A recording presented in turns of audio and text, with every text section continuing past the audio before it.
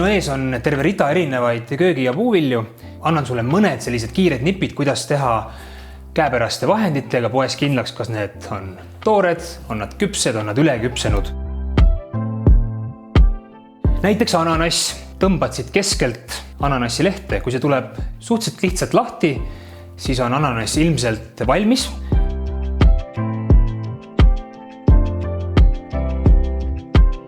Avokaado puhul alati mina ise võtan siit tagant tihtipeale ka ära sellise väikse munakese ja vaatan, et kui see sisu on roheline, on ta ilmselt liiga toores.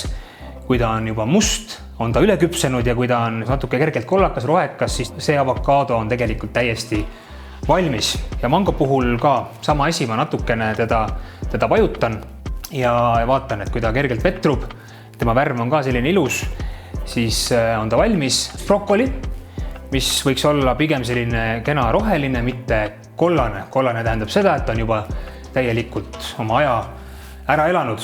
Apelsini puhul soovitan jälgida väga lihtsat nippi. Kui ta on väga raske, siis pigem on ta selline mahlasem, mõnusam, temas on rohkem vedelikku ja ta on kindlasti parem. Kui ta on väga kerge, siis ta kipub olema pigem kuiv.